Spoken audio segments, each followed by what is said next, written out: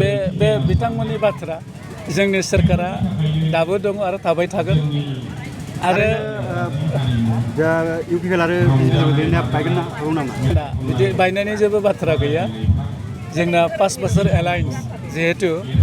बेयाव खुनु बायनायनि बाथ्रा गैया जों बिजेपि इउपिपिएल जों जयैनो सरकार खुंबाय थागोन आरो रायजो राजानि जेसेबां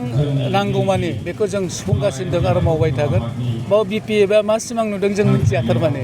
बिथांमोना खोनादों बेफोर अपोजिसना बेखौनो प्रसार खालामो गावनि दोलोनि दैदेनगिरिफोरखौ इनटेक खालामना लाखिनो थाखाय खारन बिपिएफआ जोबस्रांनो लामायाव थांगासिनो दङ बिथांमोननि दैदेनगिरिफ्रा दिनक दिने जोंनाव हाबफैगासिनो दं बिजेपिआव थांदों इउपिपिएलआव हाबदों दा बेनिखायनो बिथाङा हयथ'बा माबा मोनसे साननो हागौ दा बेफोरबायदि मेसेज होयोबा जोंनि दैदेनगिरिफ्रा थाबथागोन नामा हयथ'बा हाग्रामा बिथाङा बेखौ साननानै हयथ' बेखौ बुंदों बिथांनि बाथ्रा बियो जोंनि सोरखारा सोलिबाय थागोन बिथांमोना बुंगासिनो जे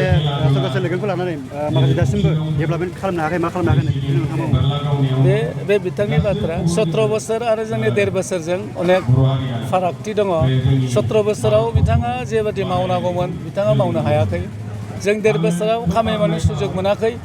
कर'ना फैबाय इलेक्सन फैबाय इभेन बे 1.5 बोसोराव जों जे मावदों जों फुरा खुला खुलि रायजो राजा जोंखौ मदद होदों सहाय होदों आरो जों रायजो राजानि जौगानाय खामानिखौ मावबाय थादों आरो जों मावलांगोन